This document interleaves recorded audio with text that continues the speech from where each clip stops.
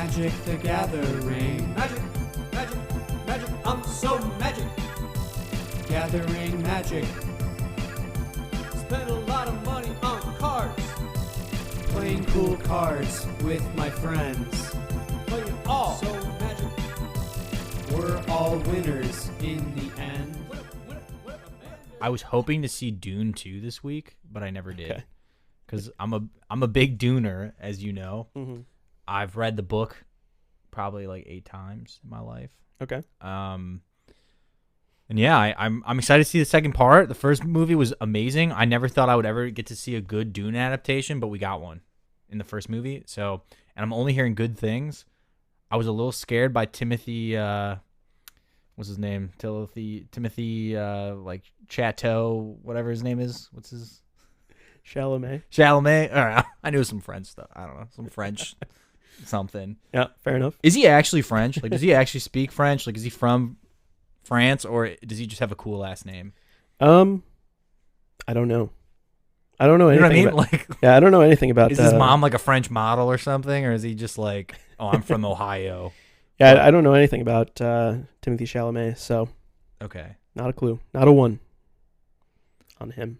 But, Well, I was a little worried though about him in Dune because he's, Paul's like, Paul can go hard in the books, mm-hmm. and apparently he lives up to it. Apparently, there's some hard moments where everybody apparently was like, man, okay, we get it. Like, he can be hard when he's not just a teenage heartthrob, Mm-hmm. He can also be hard when he wants to. So I'm looking forward to that movie. Have you seen the first one? I've not seen the first movie. Yeah, we gotta fix that. That's no I bueno. I read the first book though. I enjoyed it. Read that with my book club. But yeah, haven't really seen the films. I had them on kind of in the background. I think one of our last Commander days, actually. Oh yeah, we did. So that was just kind of I watched the one from the 80s. The Yeah, what's his name? the Lynch, The David Lynch one. I've seen that one a couple times. That movie's crazy. That movie is not a Dune movie, but I love it. Yeah, very bizarre. Very bizarre. But I would love to see the new adaptations because I've heard nothing but good things about them. So No, they're really good. You should definitely check them out. Yeah, also what's his name? Denis Villeneuve. I don't think he's got a bad movie. Like, have you seen Sicario by him and stuff? I've not. Yeah, he only has bangers. Like, he's all right. Fair yeah, enough. big fan. Cool. Yeah, anyways, welcome to Wild Dogs Podcast, a show inspired mostly by our love for the game known as Magic the Gathering. I'm your host, Leland, and with me here today is our other co-host, Luke. Hello, everyone. So yeah, thank you for stopping by and listening to us ramble on about all things Magic. Let's do some Wild Dogs news. What are the updates for the boys? So I got an update. I'm a little slow to the game here, but I discovered Orzhov, the Orzhov Syndicate last night. Okay. I was going through some bulk, and I created a Karlov of the Ghost Council deck just purely off bulk, and I think it's actually pretty juiced. I was like kind of surprised at like how easy it is to make something halfway decent in Orzhov. Mm-hmm. But yeah, I created an Orzhov deck, and I'm like, man, this seems like it's gonna be really fun. And basically, what the deck is that it's a life gain deck, but also because I'm a green player, every time you gain life, Karlov of the Ghost Council gets beefed up with 2 +1/+1s. So I'm basically gonna play Voltron Lifelink, which is the only way I could possibly do Orzhov, I feel like. All right. Are you gonna be running a lot of the like extort cards? I don't even know what that is. So extort. Actually, I should actually pull up. I'm trying to think. I think Blind Obedience is probably a good example. It's a pretty classic example of extort because it just hits the battlefield and starts doing mean things to your opponents. So extort is whenever you cast a spell, you can pay white or black, and technically extort that isn't like it doesn't factor into your color identity of your deck. Like you can like black, just mono black decks can run this, and mono white decks can run extort cards. Interesting. Because it's a cost that isn't like I don't know the exact reason why, but extort, because it's just the keyword extort and the pay, like you have to pay for extort, but it isn't a cost built into the color identity of the card. Interesting. So you can have extort, like this is I had this in my mono white deck for a minute. Okay. But extort is whenever you cast a spell, you can pay either 1 white or 1 black. If you do, each opponent loses 1 life and you gain that much life. And then Blind That's Obedience for 1 white has extort. It's an enchantment. Artifacts and creatures your opponents control enter the battlefield tapped. So pretty mean commander card, a pretty mean kind of tempo control type card that also gives you the ability to drain your opponents on every single spell you cast. So yeah, I don't have this in my deck. Literally, the whole deck is just random. Like it's like lifelink, and it's like, hey, when this creature comes into the battlefield, you gain a life. Like just like all life gain stuff, and then it's all life gain stuff, and the whole goal is just to pump him up. Also, a thing I discovered is that white and black don't really have trample. I could not find a single trample card in my bulk that was white or black. What were you looking for trample in specific, or were you just noticed that? No, I just noticed it. Gotcha. Yeah. A lot of flying though. A lot of double. Yeah, white has a lot of flying. Honestly, black has a decent amount of flying as well. Through, typically it's like, weirdly enough, vampires. A lot of vampires have flying. But yeah, Karlov is an interesting commander. Which do you have this art, the normal art, or do you have I think they have an anime one that's actually pretty sweet. Which yeah, I'm good. Which you don't, dude. It's not even that anime. It's just kind of like a cool. I don't know, dude. It's a little too. It's got I have the normal American art. That's what I have. Okay, I don't have that weird anime. Gotcha. I also definitely don't have the 1 of 500, or I don't have a serialized version. I just have I have that one. Gotcha. Did you just crack it in a pack of Ravnica Remastered? Yeah, I cracked it in a pack. I was sorting through some bulk and I saw it. I'm like, wait, this looks really fun. And then I just started looking through my black and white cards, and I actually have a lot of random black power cards. So I have a lot of just random, just black power cards, I guess you could say. I have is it Exquisite Blood, where it's every time whenever you lose life, I also gain that much life. So I just had a copy of that. Okay. So yeah, just I had a couple black power cards that are just in my binder, but I never played. And so now I have a cool, reason to play them. But also I'm playing this deck not as evil as I could be. Okay. So I'm not doing a lot of black is a lot of everybody takes 5 damage. There's a lot of that kind of stuff, but I'm actually playing it as pure life gain. Okay. And then I'm going to play it as Voltron, where I just want to pump him up with +2/+2s and then just swing out. And then give him flying randomly, do some combat tricks along the way. Okay, interesting. So Karlov, Voltron. I mean, yeah, it makes sense because he's got a very strong, and of course this is a very Luke. Yeah, this is the only way I can play black and white. This is Voltron. We'll also just +1/+1 counters. I feel like if a commander, if you don't see the word +1/+1 counters on a card, you're immediately out. Yes, exactly. I tried to be a spell slinger for a minute, and I just was this feels wrong.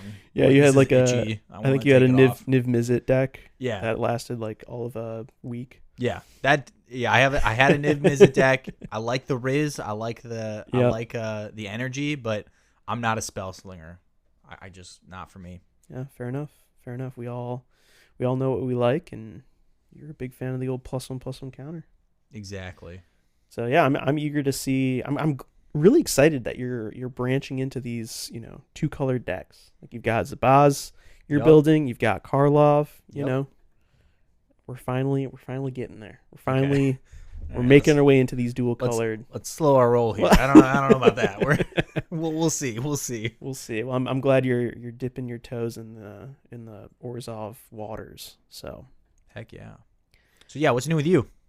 Honestly, not a ton. I finally got around to updating all my decks with all the cards I got signed Okay. at MagicCon Chicago, which Took a couple days. yeah, it took more than a couple days. It's literally been since we got back that it's been this task, and I kind of like hindsight, 2020.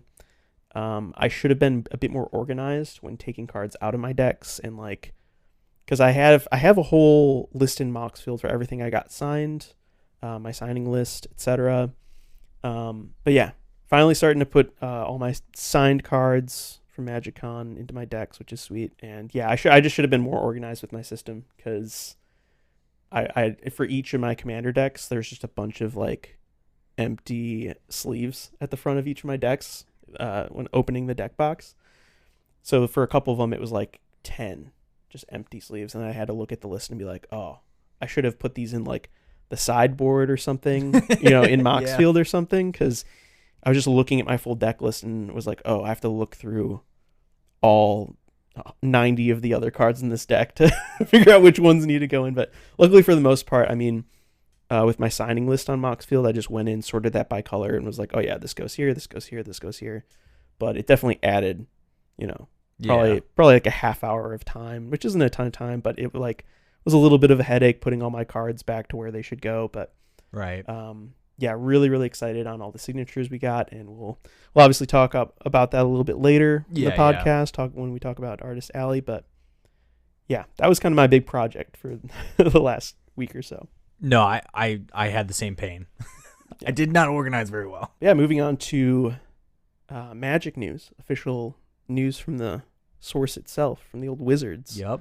We've got preview season. Preview season is upon us, and that was also kind of brought on by MagicCon. I think MagicCon Chicago is kind of the catalyst of, like, obviously that's a big thing that they do at the cons, is have a big preview panel. This was, I think it was on the first day. We went the second day. We went on Saturday. But I think on Friday they had the big preview panel and showed off a bunch of stuff for Thunder Junction, Fallout, Bloomburrow, Assassin's Creed, and Modern Horizons 3. I think were the kind of focal points. So. Yeah. So yeah, do you want to lead us off with the old Thunder Junction? Yeah. So, okay, yeah, wait. Leading off with Thunder Junction, I'm going to ask for each of these sets. Mm-hmm. How are you feeling about Thunder Junction? Are you excited? Are you mid? Are you not excited? What are you feeling? Okay, I like this. So, like, at the beginning of each of these... Gut check. What do you think? We're going to do a gut check at the beginning of each of these, and both you and I will do on a scale of 1 to 5. How about, like, 5-star scale? Does that sound fair? Okay, I like it. How about we go 1 to 7? No, I'm okay. We'll go 1 to 5. Yeah. We're going to do either 5 or 10. Yeah. No, we'll do 5. We'll do 5. Thunder Junction, I'm feeling, I was honestly pretty warm on this set when it was first announced. I know some people were like, oh, Western, like a cowboy Western set. Like, how's that going to work for Magic? But I have always been pretty stoked on this. I think right now, my gut check's probably about a 4 out of 5. How about you? Yeah, I'd actually say I'm a 5 out of 5 excited. Okay, all right. I'm a cowboy. Like, they're my favorite. Like I had somebody once ask me at a bar. They were like, "Yo, do you like samurais? Do you like knights, or do you like cowboys the best?" And I was like, "Cowboys, dude." You are kind of wearing this like southwestern Aztec. I got my Adobe shirt, Adobe Pendleton, type vibes. I'm a big cowboy guy. I love Western movies. Maybe my favorite genre of movie. Okay. And yeah, I'm a big Western guy. I know that the original gut check of the community was like, oh man, like it's got guns in it. That's evil. That's bad. Get over yourself. This is sick, dude. We got cowboys in Magic the Gathering. My favorite outlaw warrior type. I don't know. I'm excited too. Also, like, I lived in Texas for a while, so I'm all for the, like, I love the South. I love cowboy energy. I love the big hat energy. I'm a big fan of everything. Yeah, we're going from the fedoras in Karlov Manor to the cowboy hats. Yeah, we're going from edgelords to the South. And also too, there's like such cool art in this set. Like there's a big like a big worm, like a sandworm that's like wrapping around like a big tumbleweed. There's just such cool art in this set. I'm super excited for it. And yeah, like kind of in the same kind of like as like Riz goes. they've started showing off these like cool like wanted poster art treatments that I think look kind of cool. I mean, personally, this is just me. Like, I just want the base nowadays. Like, I don't want cool art treatments. I just want like, just give me the normal art, maybe the full art version. Like, I don't need cool art treatments, but as treatments go, I think this is actually pretty cool. Yeah, I like it's kind of like a, old timey, wanted poster / like newspaper. Right now we're looking at the new Thoughtseize, which is from the, what's it called? One of the extension printings. Yeah. Which I think for this set they've got like 4, which is honestly kind of ridiculous. Because they've got obviously the Outlaws of Thunder Junction regular set, the Commander set. They've got this thing that's called, what is this? But they've got like a vault. Yeah, hold on. Look. Okay, so it's the breaking news set code, which I think are reprints like Thoughtseize and stuff. There's the big score set code, which I don't know what that is. And then there's the special guests, which they've been doing the last couple sets. So it's getting a little out of hand with all the different sets for each set, all the subsets within each set. Wizards is like, I know what they'll love. More confusion. Yeah, because I think in this, the big score is what I think people have been saying, that the big score subset was supposed to be like an Aftermath. Like if you remember March of the Machine Aftermath, which I think you just opened a big collector box of. Your boy made out big. Which Luke and I, we've got some trades in the works here. Yeah, we got some plans after this episode. We've got some wheelings and dealings to be had. Because he pulled a Halo foil Calyx, which I just need for my. Don't worry, that will be in your collection for my enchantment deck. So we'll work it out. I actually have a ton of stuff for Zabaz, which I introed Luke to on the last episode. Which, by the way, that's, I've gone down the rabbit hole. Like it is, Zabaz is 100% my next deck, and we'll probably talk about that more in a future episode. Oh yeah, once you have it together in paper. I also have a new commander deck that I'm putting in paper. It's Evelyn the Covetous. It's like a play from exile kind of chaos, exile cards from everyone's deck that everyone can play type of deck. And it's inspired by the fact that my dog's name is Evelyn. So once I found out that there was an Evelyn in Magic, I was like, I have to build it. And it's actually an extremely cool Streets of New Capenna commander card. So yeah, it should be interesting. So we'll have to have an episode where you bring Zabaz, I bring Evelyn, and we kind of talk about our latest commander decks that we're currently in the process of building. So definitely a future episode there. I know you noted a couple cards here from Thunder Junction.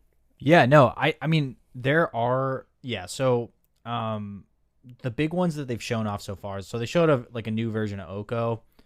Personally, I don't really care. I'm not, I don't know. Just I think that's not for me. I think that's the general consensus, because who cares? Everyone saw Oko is back, and original Oko broke the game of Magic the Gathering. Yeah. So they were like, oh, we've got another Oko. It's going to be crazy. And he's okay. Very okay. Very okay. I feel like they're compensating for last time. Yeah, they're like, made him very okay. We can't go too hard. So I think they maybe over-designed this current Oko, I think is a good way of looking at it. I don't mind when planeswalkers can turn into creatures. I think it's actually pretty cool. Yeah, it's fine. But yeah, just not as good as the original Oko. Also, one of his abilities is that he creates a green elk. And I saw that and I was like, why? Like that's so random. Like, is that part of his lore? And then I went on to his Wikipedia page and I couldn't see anything that was elk related. Yeah, so it calls back to the original Oko.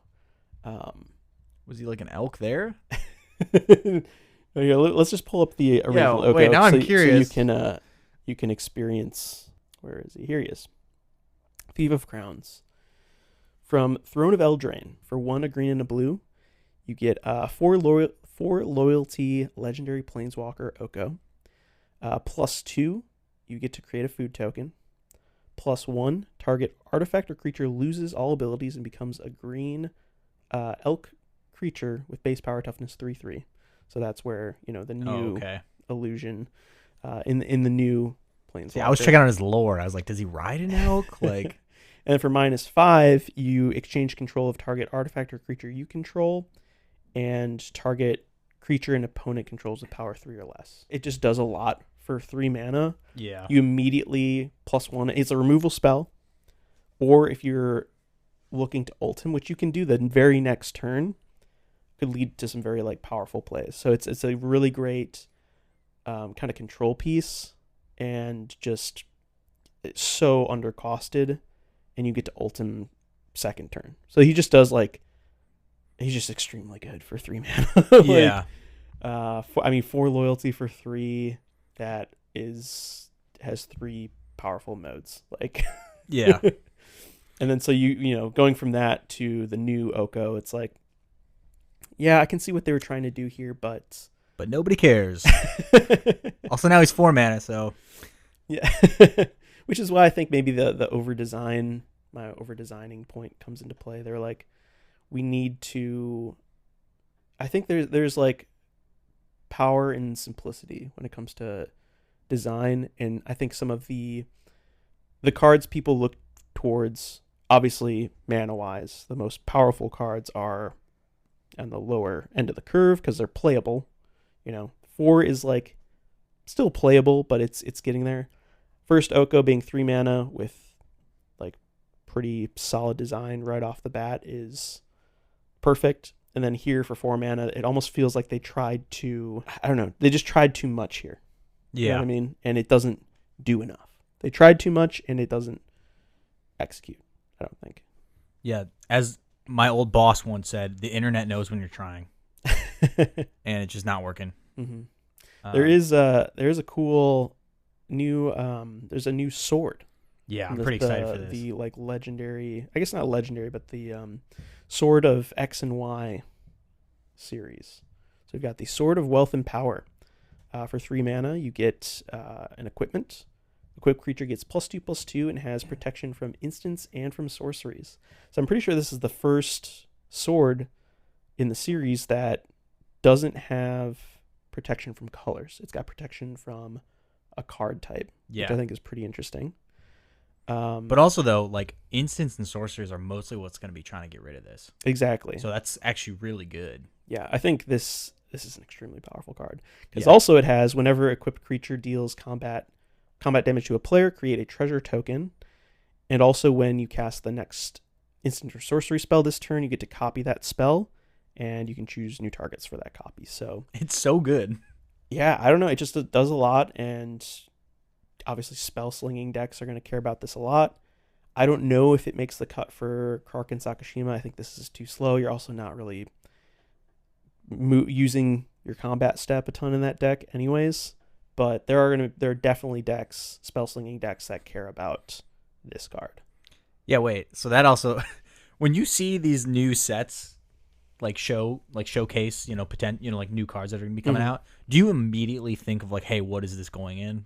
Oh, absolutely. Okay. I immediately assess, especially with my, higher powered, my less casual commander decks. Okay. Like Kark and Sakashima. Your CEDH decks? Yeah, just my powered up juicers, like Preston the Vanisher and my Astor deck, which isn't, by any means, is not a competitive deck, but it's just, I want to make those decks as powerful as they can be. Do you think Zabaz is same power level? He's got some potential.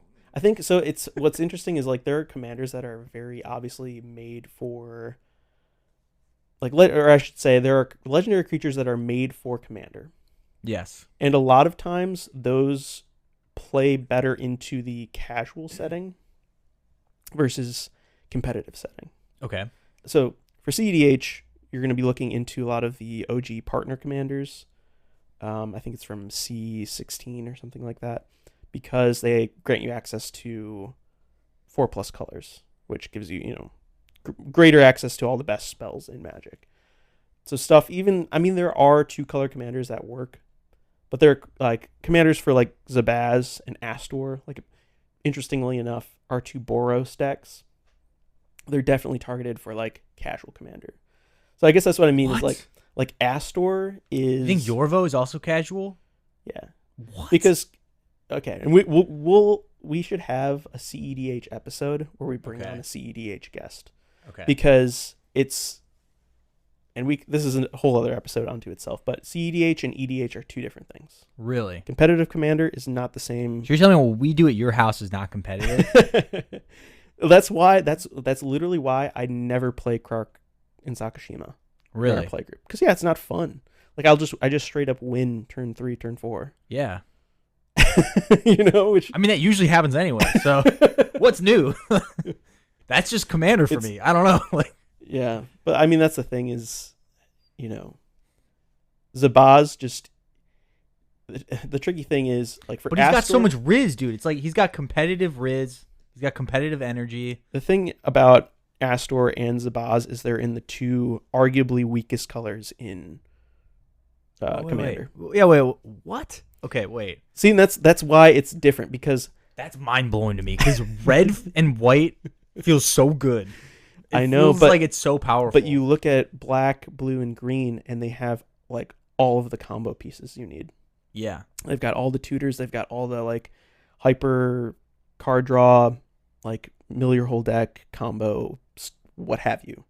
So I think in general, I mean that isn't to say like white has a ton of powerful tutors and access to cheap removal spells, like path, like swords, and things like that. Which is why a lot of people run 4-color decks. Like they'll do for like the CEDH tier list. It's like the top deck.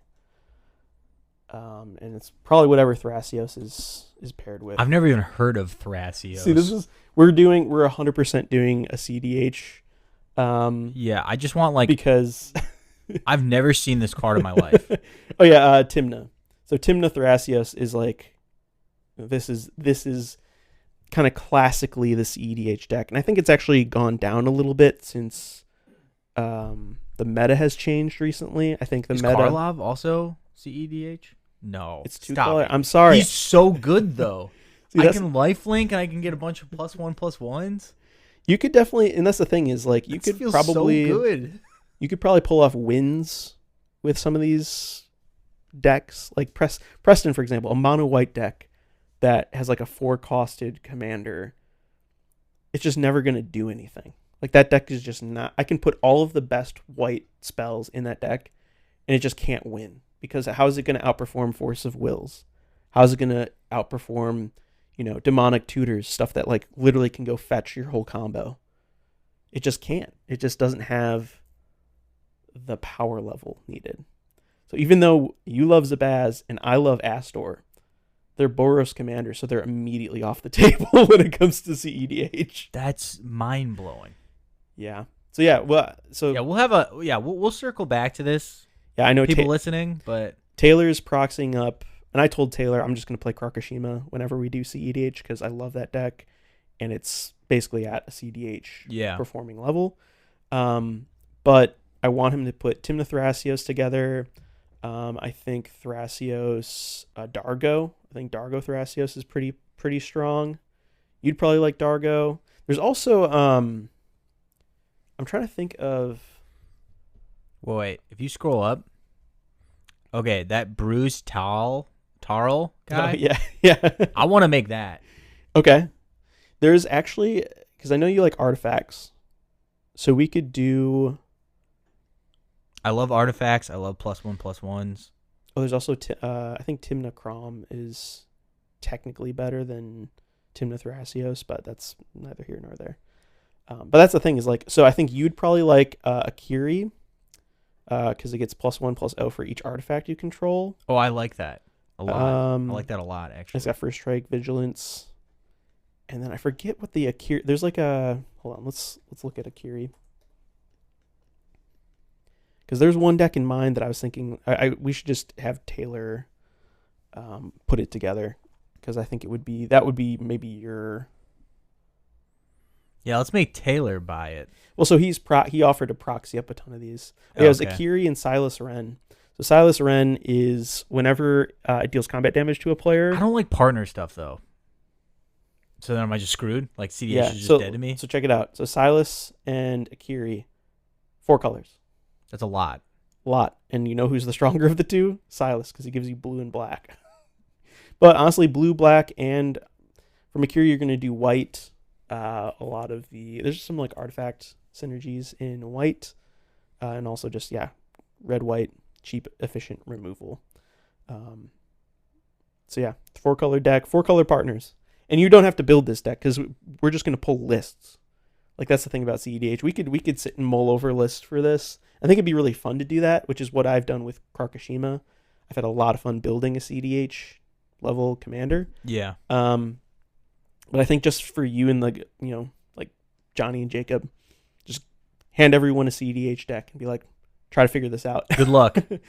Which will be really interesting because there's a lot of like tutoring and you need to like know the combos and know the lines and know when to counter spells, know when to maybe pass priority and hope someone else counters a spell. There's like a lot of like politics is a completely different vibe at a CDH table as well. So interesting.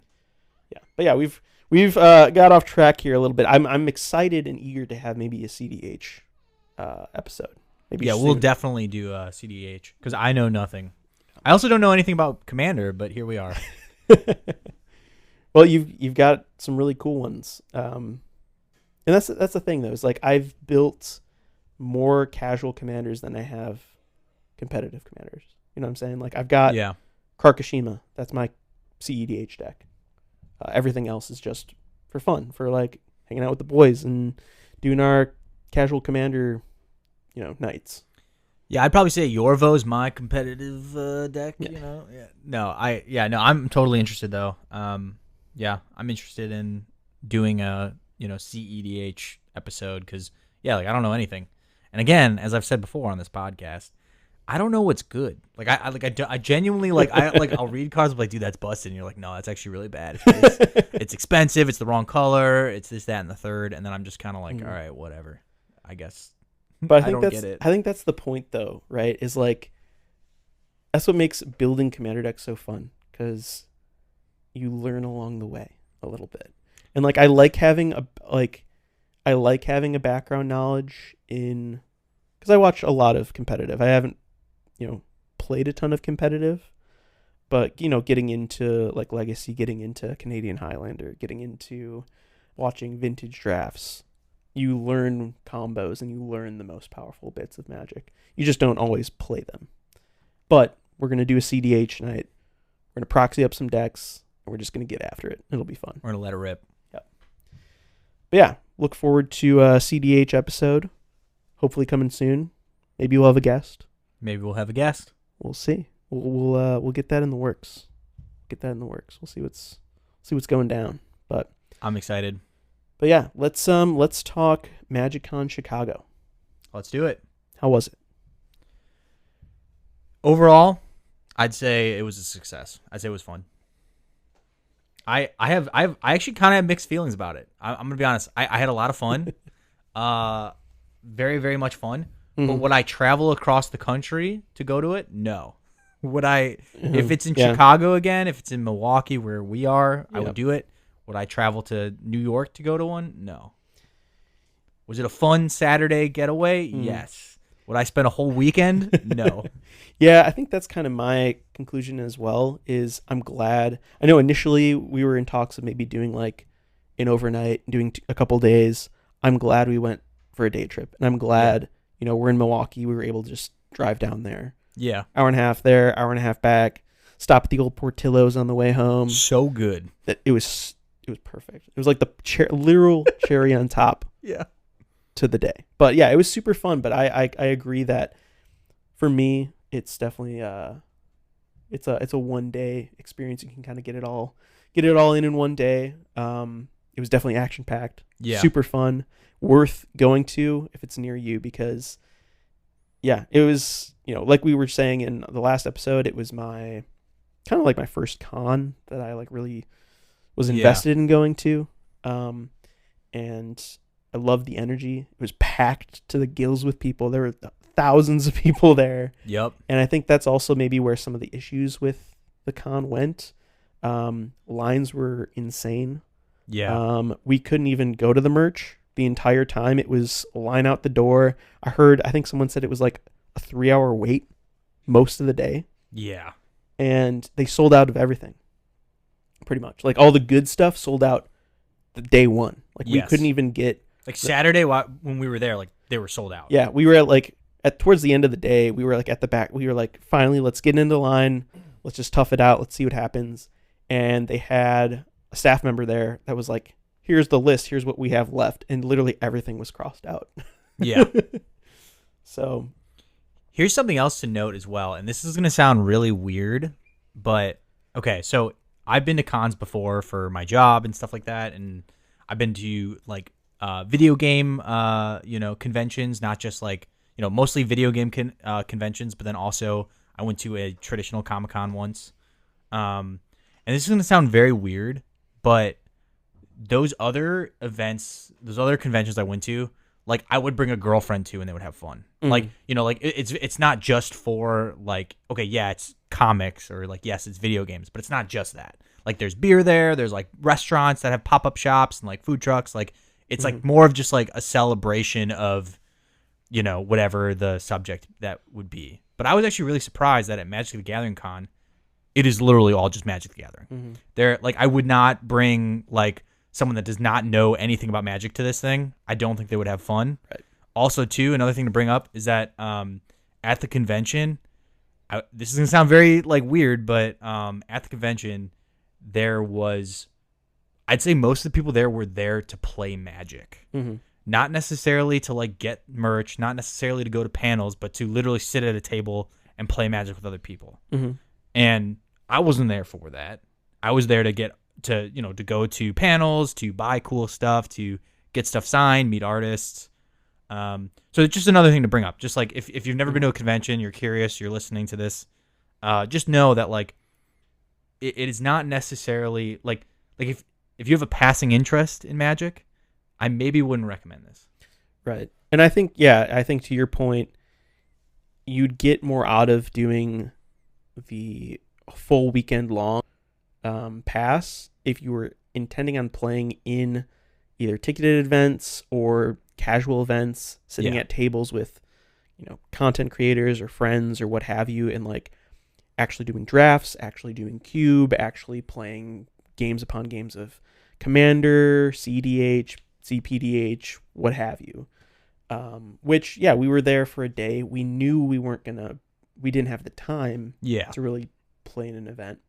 But you definitely have to be of the mind of, I want to go and I want to play like all day long. Yes. Which is what our buddy Taylor did. And so I'm really eager to meet with Taylor and get his thoughts on the con too, because he definitely approached it from there's a legacy event. I'm playing in the legacy event. Yeah. And he did it. He got there early and he played all day long. So it's like there are the two, to your point, there's the two audiences, the two sides to the con. It's like you can go there and compete and play all day, or you can sit in artist lines all day and sit in merch lines all day. So it's hard to balance that all in just a Saturday. So, if the con comes back to the Midwest, maybe we do a weekend and just experience some sort of ticketed event, but I think in general, for our purposes, one day, the Saturday was perfect. We got to experience what we wanted to experience. So, but yeah, let's actually cue up a clip of us driving to the con, kind of getting ourselves in the mindset of the con, and just kind of speculating on what we'd be able to sign speculating on what we'd be able to get signed and do at the con. So, cue clip 1. All right, Wild Dogs on the road. On the road, baby. We're heading to MagicCon Chicago. We're based out of Milwaukee, so not too far of a drive, about an hour and a half. Yeah, not too bad. But we're being some road warriors, I think the kids call them. What are you looking forward to most here, Luke? Starting off the day. I'm I've given it some thought. I barely got any sleep last night because I was very excited for today. Same. Here's what I'm looking forward to. So, I'm looking forward to mostly buying things. I know that sounds lame, but I'm excited for just a lot of... I did some research, and so I didn't know this because this is my first Magic the Gathering convention, but apparently there's going to be, like, convention-specific merch. So there's going to be, like, Chicago... Hell yeah. Magic the Gathering Con merch. So I want to get me some of that. I want to get, like, a cool shirt, like a sweatshirt. I want to get... Like, apparently a couple of years ago they had, like, a varsity jacket that was really cool. So I'm looking forward to that. And then my white whale today, my main thing I'm doing, I want to get an artist proof. Heck yeah. Dude. I don't care who it's from. I don't care what it is, but I just want to leave with an artist proof in the bag. Okay. Yeah, I'm 100% with you there. An artist proof feels like it would be the perfect souvenir from a MagicCon. On our last episode, both you and I talked about Artist Alley being kind of one of the highlights, kind of the focal points of a convention. So being able to like actually go there and meet the artists and then have the opportunity to get like an actual, legit artist proof, would be awesome. It would be so cool. So I know right off the bat we're gonna get there. I'm hoping to hop in a line with Mark Teeden. I've got Foreign Black Border Soul Ring. That's what I have to get signed here. I literally have to get this signed. Everything else is like, we'll figure that out as we go. I know Luke's probably going to hop in line with Chris Rowan, right? Yep. You've got like Crater Hoof, I think you want to get signed. Yeah, that's my number one. It's Crater Hoof. I want to get that signed. I've got a bunch of stuff too. Like I've got the F&M promo of Sun Titan. That's one of my Chris Rowan pieces I want to get signed. So I'll be handing Luke off some of my cards to get signed. He'll be handing me, the divide and conquer. It takes a village. It takes a village. We're gonna try to get it done, but artist proof sounds awesome, dude. Yeah, artist proof number one. I'm really that's my goal of today. But also I kind of want to get some bootleg stuff. Like I want to get some bootleg proxies.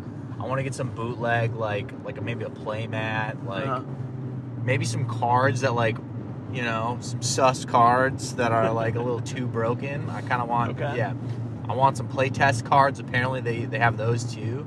So I'm looking for some bootleg merch too. Yeah, that sounds good to me, man. I think you kind of hit the nail on the head with like playmat, MagicCon specific merch in general. That magic drip. Yeah. Like the Letterman jacket sounds awesome. So hopefully we'll find some Chicago specific Magic merch. Yeah. Priority number one. And then we also, neither of us signed up for a sealed event or even constructed events. But we're gonna try to do a Wild Dogs exclusive sealed event. Just get some packs of Jumpstart, even, you know what I mean? Yeah. We just crack a couple packs and play some games at the con. Just to say we did. Just to say we had we played sealed. We played sealed at the con, Yeah, exactly. So we'll see how that goes. Wait, question for you. Yeah. Are there any cards? So apparently too, these things have a lot of booths where you can get singles. Yep. Are there any hard to find singles that you're looking for? Oh, that's a good question. Or are you with the internet I can get whatever I want now? Yeah, I mean with TCG Player, not a sponsor, but kind of a sponsor. They sponsor our lives. Yeah, they sponsor our lives in Magic. I don't know. I don't think there are any specific cards that I'm looking for. I know, I've got. It's kind of funny because I've got store credit at Mana Vault. Shout out Mana Vault. It's our go-to Milwaukee LGS. So I might just go to the LGS booth in Chicago. We drove an hour and a half extra just to go to the Man Vault, basically. To use your store credit. To use my store credit. But yeah, no, there's nothing particular I'm looking for. I think just kind of hopping around from seller to seller and just seeing what they have in stock will be fun. So maybe kind of in the moment something will inspire me to pick it up, but No big plans for singles purchases right now. Okay. How about you? I have a secret thing I'm doing where I'm trying to collect all of the art variants of Birds of Paradise. Okay. And so I have 3 different printings now. So I'm looking for any other printings I don't have. Because and also too I'm doing it all in person. I have to be I'm not going online and buying them. Like I have to find them in person. So that's kind of like a cool little challenge. It's a little challenge. Collect them all. And yeah, I'm always on the hunt for more Birds of Paradises. Yeah, that's pretty much it. Otherwise, yeah, we got the internet. Like what, Yeah. I can find any printing I want online now. So Yeah. But hey, for the culture, I'll see what I can find. Yeah. I definitely have, I knew. First of all, this is my birthday weekend, so like I Happy birthday, Leland. Thank you. I set some cash aside. I knew I was gonna want to like ball out in Chicago. Mm-hmm. So yeah, we'll see what we end up. We'll see what haul we end up with. We'll definitely recap you guys at the end of our day here because we're only going down for the Saturday in full. So should be interesting. Yeah. From top to bottom, we're gonna be there right when the gates open. Right around 10-ish. Probably be there all day, so we'll see what we find. Yeah, I can't wait. Cool. Well, yeah, we'll see you guys on the other side. Yeah, we'll see you on the other side, guys. All right. So that was our first those were our first thoughts driving to the con from Milwaukee. It was actually, we both noted the drive there and drive back felt so quick. Yeah. So, like, eerily quick. Driving through Chicago is always a nightmare, and like weirdly, it wasn't bad at all. Yeah. So that was kind of nice. Probably helped that we were like,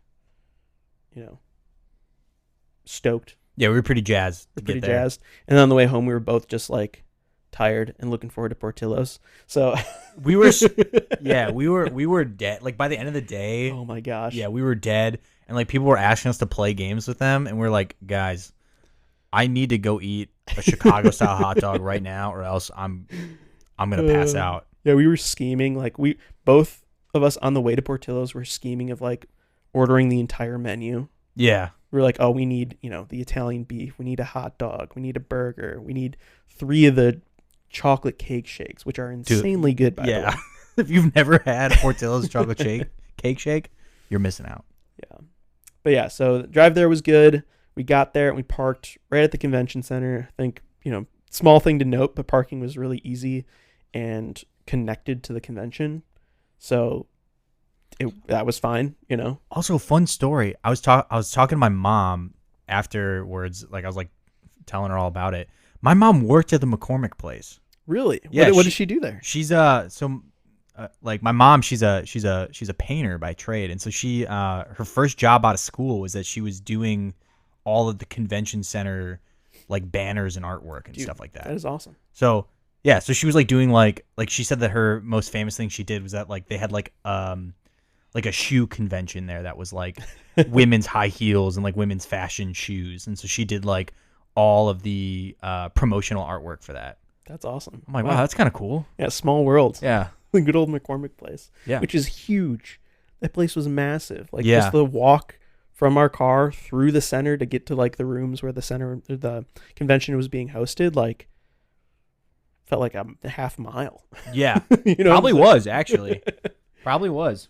And yeah, like leaving the con, just going through that giant empty hallway felt so daunting. I was like, we just need to get to the car right now. Like this place is too big right now. I'm getting stressed out here. Yeah. And we got like pseudo lost on the way back because we went down the wrong escalator and we ended up in like the sewers of Chicago. Yeah. But yeah, that is a huge, huge convention center, which made perfect sense as it was sold out. Yeah. It was packed to the gills the whole time we were there. Yep. Which was kind of cool. It was exciting to see so many people gathered for the gathering. Yeah. Oh, yeah. And it was cool, too, to just see people, like, sitting on the ground in the hallway, just, like, playing and like hanging out and talking and stuff. It was cool. It was really cool. Okay, so let's now, like, the first thing we did was that we beeline for the artist alley. What did you conquer while you were there?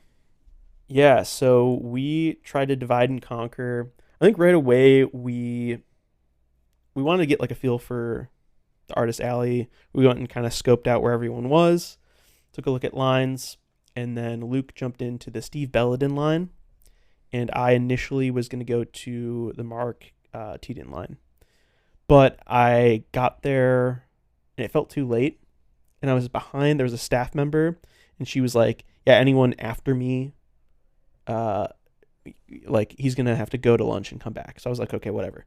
I shouldn't have listened to the staff member. This is my one pro tip. There was a lot of that, by the way. There's a lot of that, and it's just to like keep lines in control and to like, so if there's a staff member, you can stand behind them, and I should have just stayed there because honestly his line was not that long, and he was definitely there for hours and hours and hours. Yeah. Like, I could have done the Mark Teden line, but I was just like, okay, I want to. And another thing that like swayed me off of that line is I also saw that, RK Post line is dead right now. Dan Scott's line dead right now.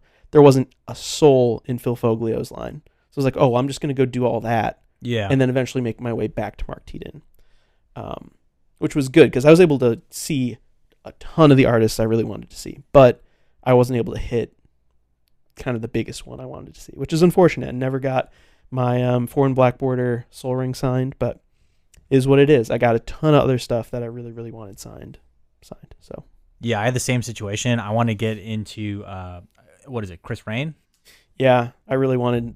Yeah, I had a bunch of cards that I gave to you for that too. That I had a Crater Hoof I wanted signed, and like the staff there was like, "Get out of here! You're not welcome here, boy." And I was like, "Oh, okay, sorry." But then I wasn't like I hadn't done this before, so I just was like, "All right, I'll take you at your word and go somewhere else." Yeah. So that's our pro tip is like, just stay in the line. Like, don't listen to the staff. If you get there early, just stay in line. Like, don't worry about it. Don't sweat it. You'll get to the other lines. A lot of the other artists that I saw, their lines weren't, crazy by comparison to the Chris Ron, the Mark Tedens, the Mark Pools. Like, those lines you just have to be in. Yeah. Elena Danner, that's another one of my biggest regrets. Her line was insane. Yeah, it was. I knew it was going to be. Door. I knew it was going to be long, but it took up like it was ridiculous how people were literally like camping out there too. Yeah. When she went on break, people were like sitting there playing games of Commander in her line. And I was like, what is going on right now? So a lot of the big artists, just if you get there early, sit in the line and just do it. Just accept that you're going to be there a couple hours. But I was able to see Phil Foglio for my Prosperity classic art. Definitely one of the cards I really wanted to get signed. Got that signed, as well as a bunch of other stuff. Kai Carpenter, got my Raised by Giants signed by him, which was cool. He was incredibly nice too. Marco Manev, another incredibly nice person. He did a bunch of the kind of ring border arts from Lord of the Rings. Okay. Which I was hoping to buy artist proofs of, but I guess he sold out in Vegas or whatever. Yeah, I could see that. But I was able to get a Vein Ripper artist proof. That's awesome. Which was awesome. It was like $10 too. So I was like, oh, this is sick. Also super, super nice guy. Dan Scott got my Ponder sign. I got a couple Diabolic Intent signed. One for you, one for me. Heck yeah. Professional Facebreaker. Yeah, Dan Scott's got a ton of cool cards I was able to get signed. RK Post. Thought Vessel. Arbor Elf. And he's got a really unique system for signing his cards. He does he keeps a tally of how many of each one he's signed. I think it's maybe per con or something like that. Oh, so that's cool. He'll number it and date it and then do his signature. And his signature is extremely cool. That's awesome. So I almost wish I would have brought more for RK Post because he has a cool signature, and that kind of unique little touch of numbering and dating each card that he signs is kind of cool. That's really cool, actually. Lana Richards, I got my borderless alternate art Talion signed, which was cool. Jeff Lobenstein, the Molting Harpy, which is that really suspect harpy lady, if you recall. Wait, Let me- who, let me- I feel like I would have remembered a sus Oh, yeah. harpy lady. And I actually did the it was the only card I brought for Jeff. Just remind him. Oh yeah, yeah. And so I brought a foil molting harpy from Mercadian Masks, and I had him do like the shadow signature on it. So I think I have to build a molting harpy PDH deck just for the culture. It's so bad too. Yeah, it's not great. It's not a good commander, but I don't know. It's a goofy deck. Could be fun. I like it. Also did Aaron Miller. I think I got some Reflections signed. I got a Cursed Totem signed. And then our boy Doug Schuler, who we shouted out with the old Shelkin Brownie last episode. Oh yeah. And so we both got APs from the old Schuler. Who did you get? I got a Flicker AP, which I wasn't planning on doing, but I've got my mono white Blink deck with Preston the Vanisher, and I was like, Flicker's, there's so many better Blink spells, because Flicker's a sorcery speed 2 mana Flicker is basically what it does. But for an artist proof, signed artist proof, it's like, yeah, I got to do that. So I got that signed. I also got my Joven signed. That was another one of my goals, was to get Joven and Chandler signed. I got some other stuff by Schuler signed as well. An interesting person. We'll put it at that. He seems like a very interesting guy. That's one way to put it. Yeah. But yeah, I got a Joven Shadow signature and Flicker artist proof. How about you? How did the Schuler line treat you? I had an interesting experience with Doug Schuler. So for starters, I got a Force of Nature playmat that was signed by him, which was kind of cool. But then also, it was a buyer's remorse. I bought it, and then literally I was like, "Why did I buy this? I don't need this. I don't need another mat, especially a Force of Nature mat. Like that's pretty random. It was super random. I just was like instant buyer's remorse. But what I don't have buyer's remorse for is that I bought an artist proof Shelkin Brownie. Yes, let's the boy go. himself. I asked him for it, and he looked at me, and he's like, "Yeah." It's just like I thought he'd be like, "Oh, that was kind of weird. Why would you want that?" But he just didn't. He just unfazed. He's like, "Yeah, sounds good. Here it is." Very robotic. Also, what we're discussing when we're talking about like weird experiences with him.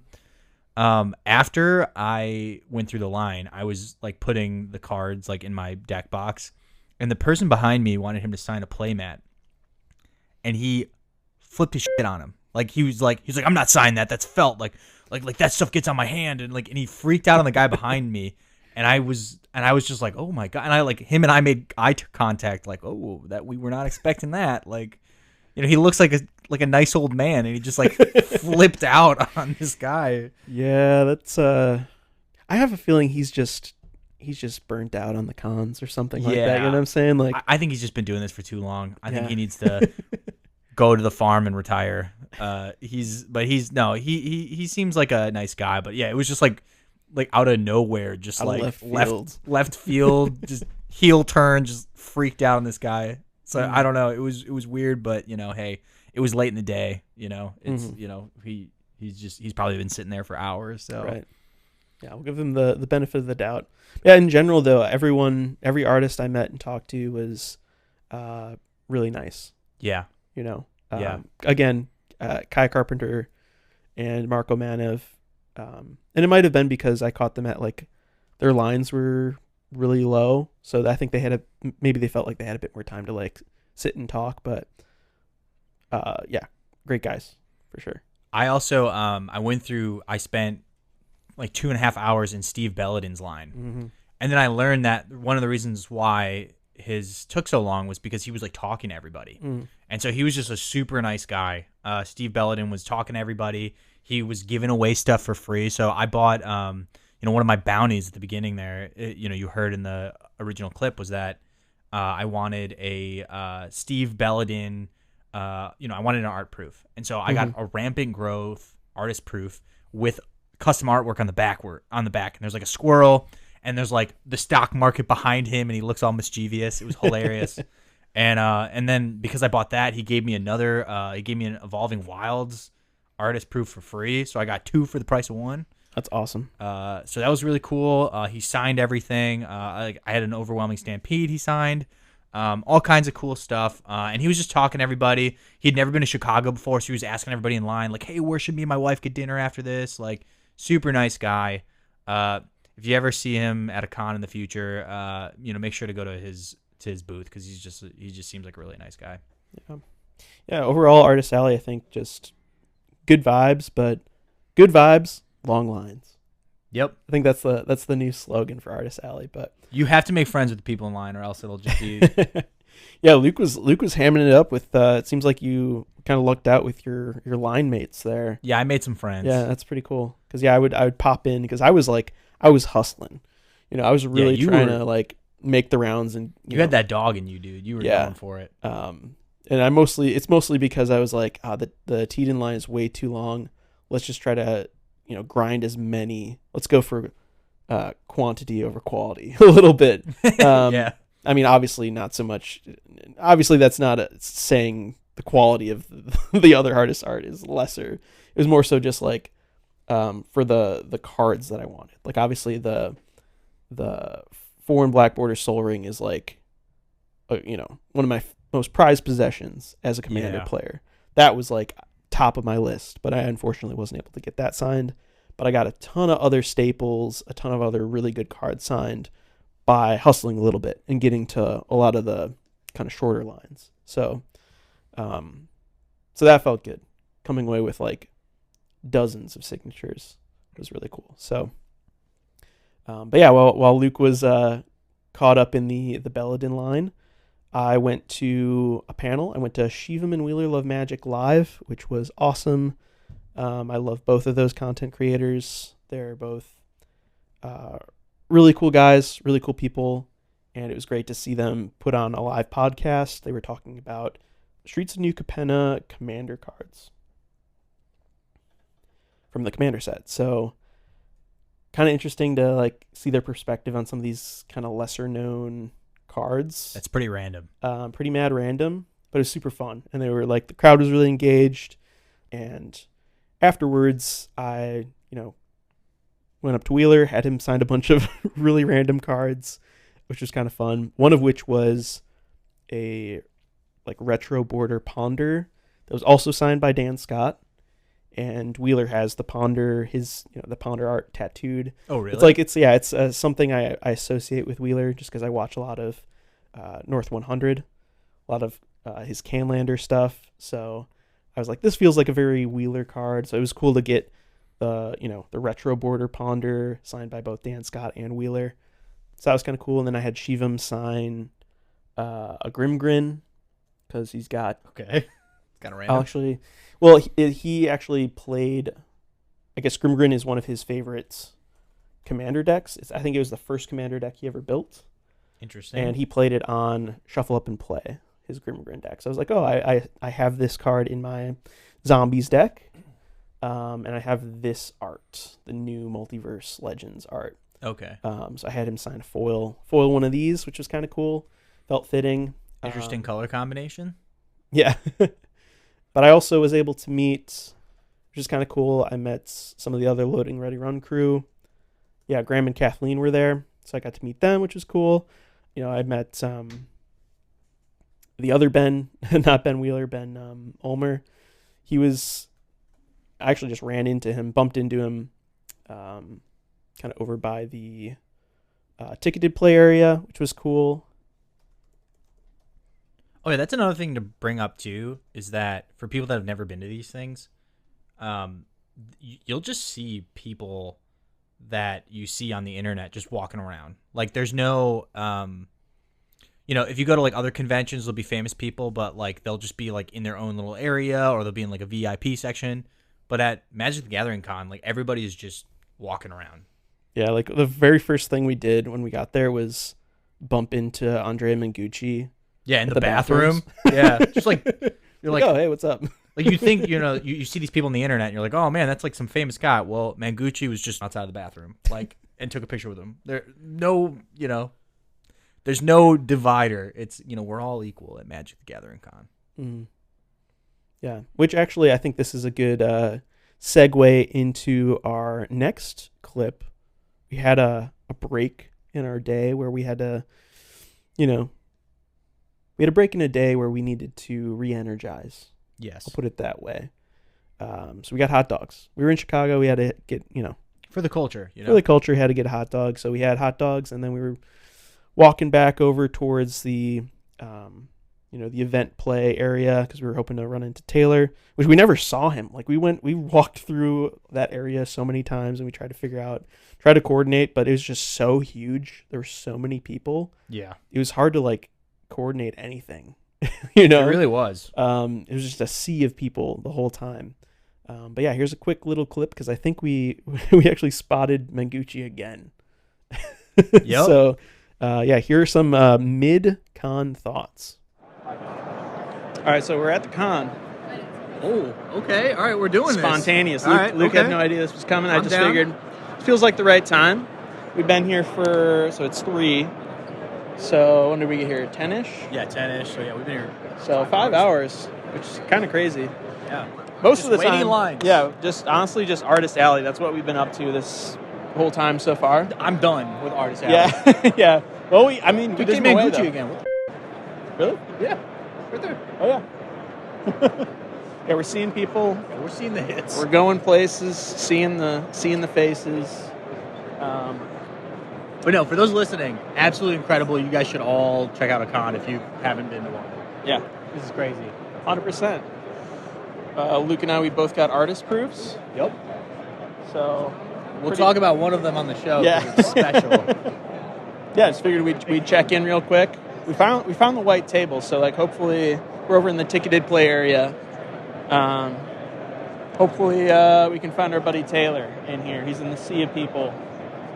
And Also, I'm willing this into existence. Apparently, Zach Stella, the author and the creator of Yorvo, is here, like working, not like signing cards, but like he's like looking for talent and he's working for Wizards. So, willing it into existence now. I'm gonna run into him randomly and have him sign Yorvo. I got it. I got the card out and I'm ready to rock. I'm ready to go. All right. Well, yeah, we'll maybe we'll check back in later, or we'll check back in the regular scheduled programming. Heck yeah. All right. So that was that. We're back. Yeah, you can kind of hear in the background there the just kind of the noise of everyone else both playing and You can hear the panic in our voice as we're trying to navigate the con.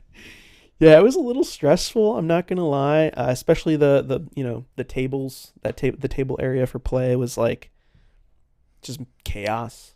It felt like, and yeah, just thousands of people, just in a sea of thousands of people was kind of nuts. It was exciting, but also like, wow, Yeah, it was a lot.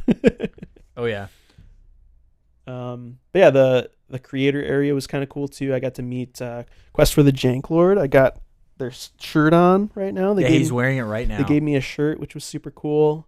Very nice guys. I love their content so much. So when I saw them, I was like, I kind of like they were playing a game, so I didn't want to bother them. But then they looked up and they're like, oh, like, hey. And I was like, hey, like, I love your guys' show.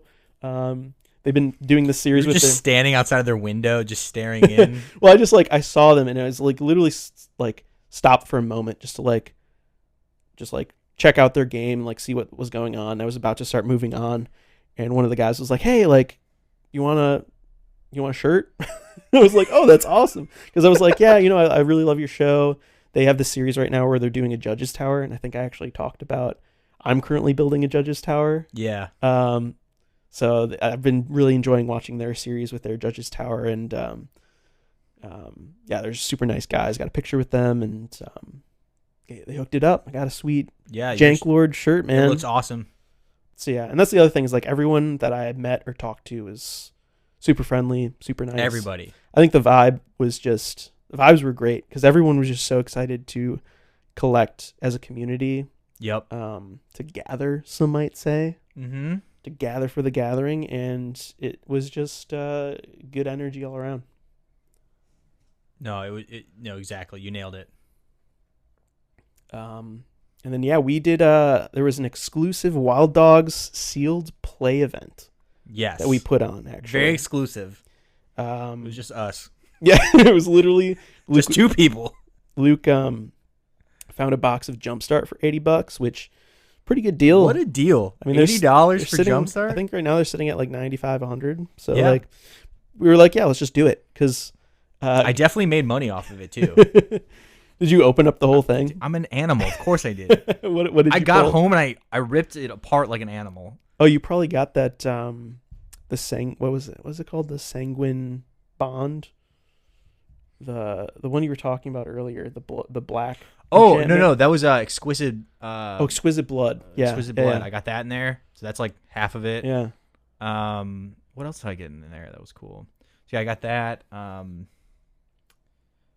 I got a Tiny Bones. Heck yeah. Got Tiny See, there we Bones. go. That was cool.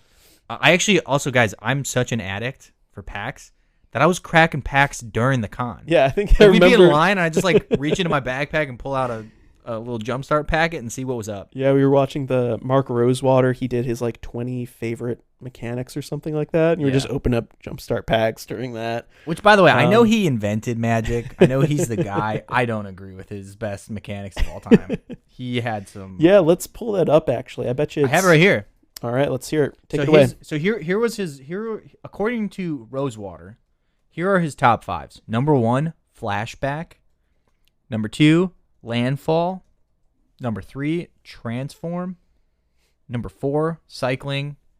Number 5, Kicker. There's 15 others. We don't care about those. We're just talking about the top 5. I thought okay, Landfall, yes, banger, great. But like Cycling number 4, Flashback is okay too, but like Cycling as the number 4 spot, Transform is the number 3 spot. Like, really? Mm-hmm. I don't know. I thought it was a little. I don't know. I think, like, I'm looking at the list. Check it out yourselves, guys. But I thought Proliferate would be in the top 5. Mm. Then again, I'm also a plus Yeah, 1+1 guy, That's so true. That's true. I love Proliferate. Yeah. Even like, I don't know. Even like Morph, I thought would be higher Okay, because Morph can be fun. interesting. I mean, it's 6. It's pretty high up. Or like, there. how is Ninjutsu on this list? Well, it's low on. It's 19. On It's the 19 on the list, but I don't know. It's I don't know. Or like, okay, how's Trample on this list? I guess it's classic. He was Or probably Lifelink. Why isn't Lifelink on here? Yeah, I guess a lot of those just classic static abilities.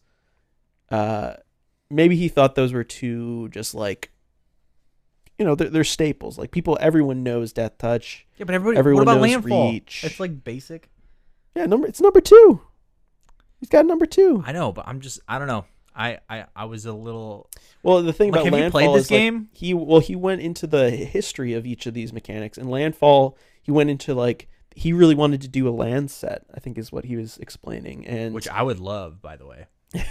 That'd be really cool. And so they did do like they went and did lands in Zendikar and like Zendikar Rising. There's the Landfall set for you right there. Like, so it's kind of cool that like hear the history of some of these, which is like why maybe Trample or Flying and stuff like that. Those have just always been around. Like it's just they've been innate to the game. You know but what he I'm said saying? of all time. Yeah. Maybe those are like too freebie. You know what I'm saying? Like they're Maybe. too much of like a gimme. But it was really cool listening to him kind of talk about like the history of each of these mechanics. I guess if you had to reorder them, since you've been like kind of on one about how you disagree with his list so much, what would your top 5 mechanics of all time be? Trample. Of course, the mono green Andy over here. Number 1, Trample. 2, Lifelink. Or no, we'll keep Landfall is number 2. Okay. 3, You guys can agree on Proliferate. 4, Lifelink. that. 5, Flying. Okay. What would yours be? Simple and sweet. I like it. That's Those that's are a good. That's what I beeline for whenever I look Mhm. at cards. I see stuff like a mass. That's one of the things where I'm like, nah, that's too much. Cascade is also another good one. I put that in the top 10. Yeah, it's really broken. I'm sure that's why he had it so low on his list. Yeah. They're like, we kind of messed up with that one. He's so. embarrassed. Yeah, my top 5. What would my top 5 mechanics of all time look like? I don't disagree. I mean, flashback number 1, 100%. Like, flashback is just such a strong ability that, like, you see play in all formats, right? Like, Faithless Looting. Why is that such a good card? Because you can play it twice. You can cast it twice. Dread Return, same deal. I've got one that I like in particular is Rite of Harmony that I've got in my Vanilla Creatures deck. The Jasmine of the Boreal Valley.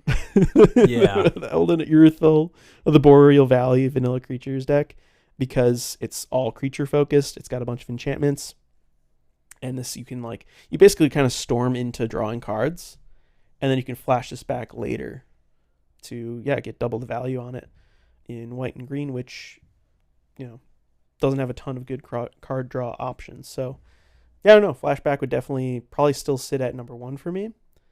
Number 2 for me would probably be, man, this is so tricky. I can see why he did a whole panel on this. You know what I'm saying? Yeah. For me, Equip. I've got my Astor equipment deck. So Equip would definitely be up in my top 5 for sure. Prowess. I love Prowess. Super good. I love spell slinging, so Prowess is pretty good. Very strong. I'd probably have Proliferate in mine as well, because I've got my Grumgully. One of my PDH decks is all about Proliferate, so that would be my top 5.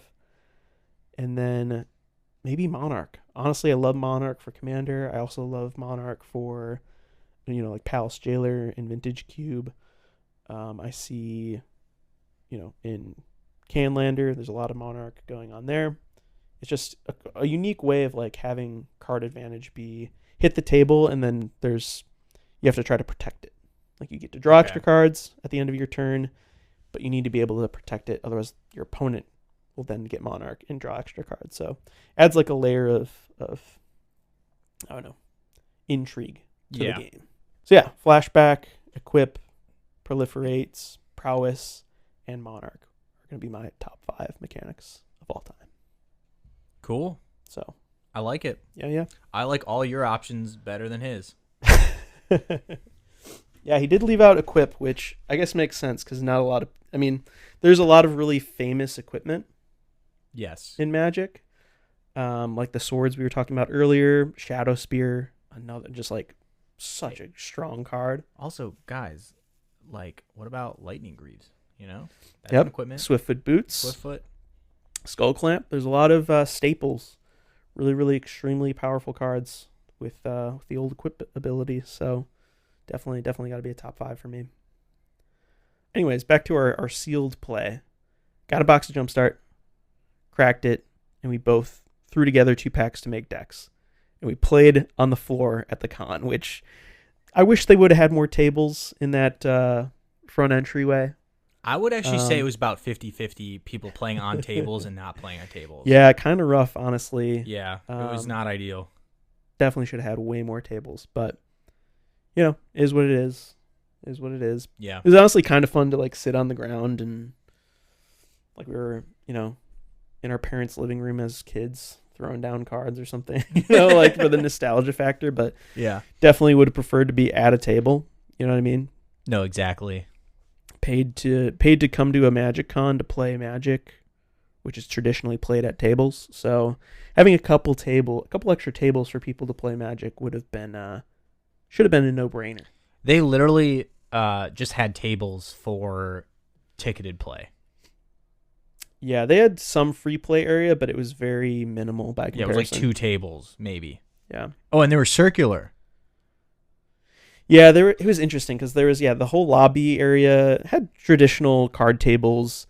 The Creator and Commander free play areas had traditional tables, but it was much smaller compared to, obviously, the events.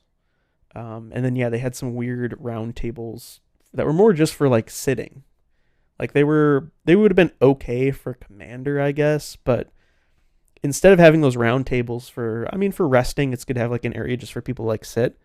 But those should have just been card tables. You know what I mean? Yeah. No, I get you. But yeah, played some games of Jumpstart, which was fun.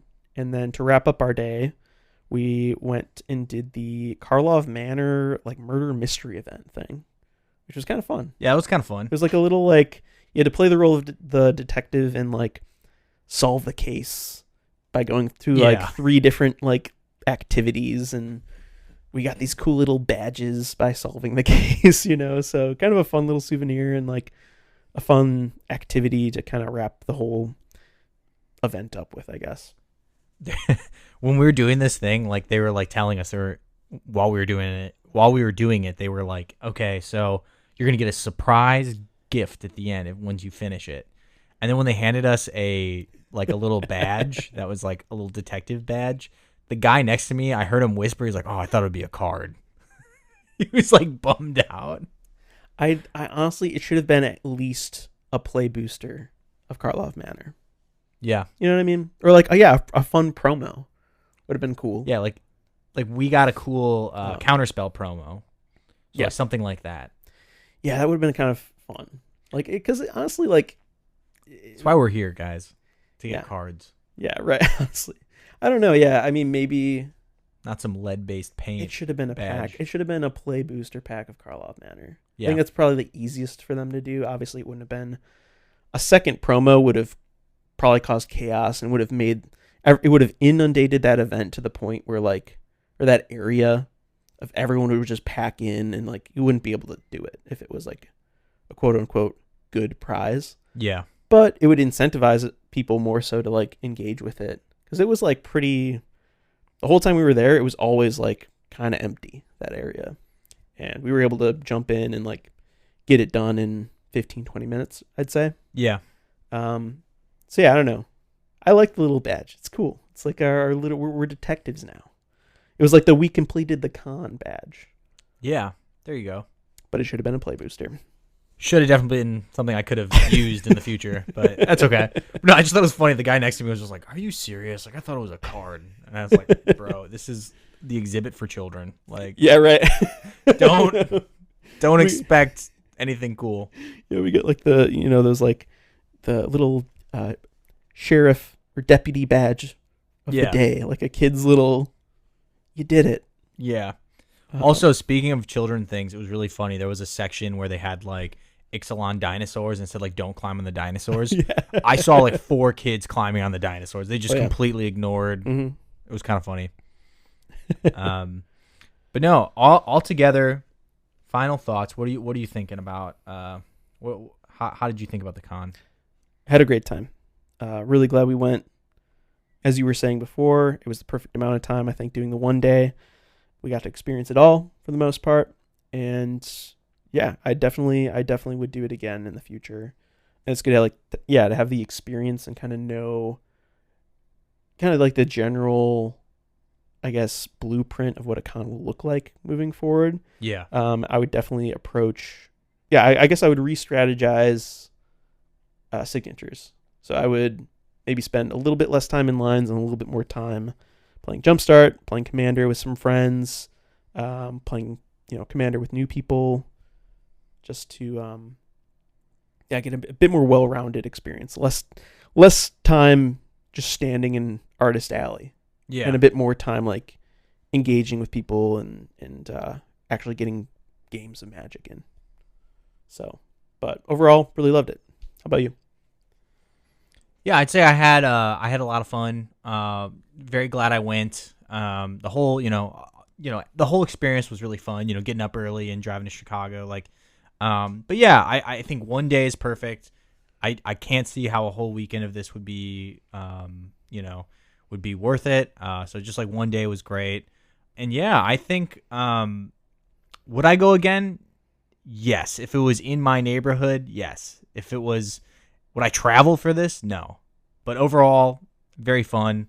Had a lot of fun. Got to meet some cool people. Got some cool signatures. Definitely not a forgettable experience. Oh yeah. And yeah, next up for the Wild Dogs, Anime Milwaukee. Okay. All right. We'll see about that. I'm bringing Luke to Anime Milwaukee. Yeah. Okay. Well, we're doing it. Wild Dogs, Anime Milwaukee. Meet us there. Jesus. No, it'll be fun. We'll definitely get a day pass and go to Anime Milwaukee. And they last time I went, they have Magic packs there. So at the very least, we'll buy some Magic cards at Anime Milwaukee. That's wild. We'll do some, people watching. I'm sure we'll see some cool cosplays. Who knows? We might even see a Magic cosplay or two at the old Anime Milwaukee. So yeah, we'll see. We'll see. Let's wrap this thing up with a classic Scryfall random spirit creature of the week. Let's do it. Oh my gosh. Okay. Oh no. Oh no. It's that kind of week, baby. I guess it's that kind of week. So, first one I landed on is Greater Werewolf from Homelands, which feels suiting because I got Joven signed at MagicCon Chicago. So, of course, we need to pay homage to Homelands in some regard here. Again, shout out Doug Schuler for the artist proofs and interesting time in line. Greater Werewolf. So for 4 and a black, you get a 2/4 creature werewolf with, at the end of combat, put a -0/-2 counter on each creature blocking or blocked by Greater Werewolf. Interesting. What? This this has to do with -0/-2 counters. Magic back in 1995, ladies and gentlemen. That's wild. And it's got this crazy art from Dennis Detwiller with this guy in, it's of course the full moon, and he's like melding. It's not like a traditional. I mean, he's transforming from man to werewolf in this picture. It's very grotesque, Yeah. to say the least. This art is pretty horrific. It's like adult Animorphs. Yeah, I don't like it. I don't like it. It's very Why does creepy. he have 2 mouths? Yeah, the two mouth thing is really throwing me off here. Just not of the Lord. Yeah, but the flavor text is, the wolf things are no mere beasts, but the lieutenants of the Baron.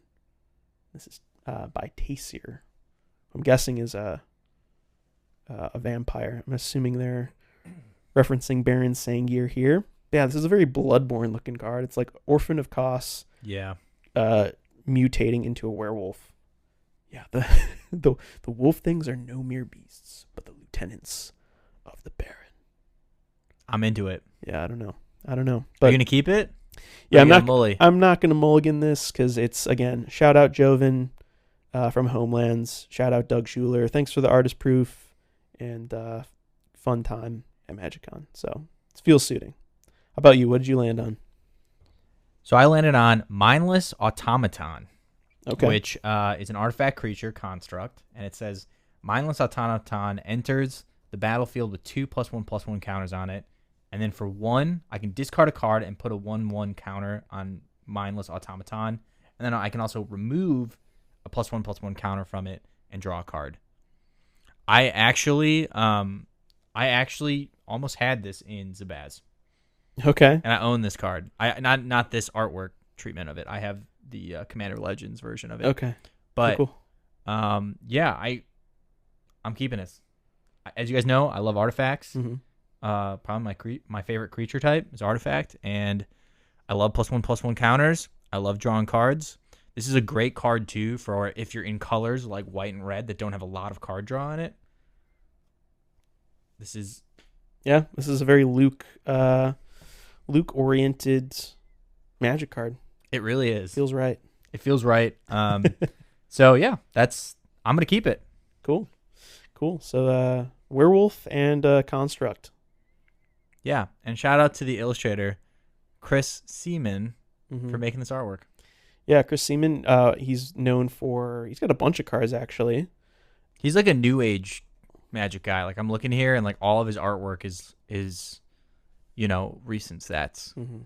Ooh, he did Meat Hook Massacre. That's a classic. That's a banger. Oh, he also did the modern art for Boon Reflection. Ooh. I love the OG. Do you have a copy of this, by the way? Shadowmoor? I do. Interesting. I think I'm using both of them though. No. We can talk about it. But I love the OG with the two weird. That's what I hope to look like when I'm that Yeah, age. this is me and you, this is what the wild dogs are gonna look like. This is wild dogs in the home. in that Oh, nursing home no. look like? Yeah, the new one from Double Masters is so cool. I love it. Really, really good art. So yeah, shout out Chris Seaman. He's got tons of really cool art. You guys should definitely check him out. Oh, he also did the Magic Fest Path to Exile. Dude, he's got some bangers. That's He for really sure. does. I'm like looking at all this. I'm like, man, this is what I look at Mhm. night on my phone before going to bed. Is this man's artwork? Oh, he also did Rage Reflection, which is not like, I'm for 6 mana. It's a 6 mana enchantment. Creatures you control have double strike. But the flavor text of make every blow count. That's what I'm talking about. I'm here for And the it. Shadowmoor art is also nuts. But all right, well, I think that will do it for this week's episode. Be sure to answer the community question in the episode description, which is, would you go to a MagicCon? And if you've already been to a MagicCon, what's your favorite memory from a MagicCon? So let us know. For me, mine would definitely just be hanging out with my buddy Luke here, doing Artist Alley, getting a bunch of signatures, and meeting a ton of awesome new people. How about you, Luke? Yeah, I think you nailed it on the head. That would be mine too. Hanging out with Leland, going to Artist Alley, making some new friends, and meeting some of the creators that we love. Absolutely. Thanks to our sponsors, we currently have none. If you'd like to sponsor the show, please reach out to us via email at wilddogspodcast@gmail.com. Thank you for listening to the show. Connect with us through Twitter or Instagram at wilddogspod, and over on our Discord, which you're invited to also in the episode description. Finally, thanks to Johnny Bartlett for creating the intro and outro music. Please check out the link to his SoundCloud in the episode description below. Until next time, Wild Dogs out. Thanks, everyone. Magic the Gathering. Magic, magic, magic. I'm so magic. Gathering magic, Spend a lot of money on cards. playing cool cards with my friends.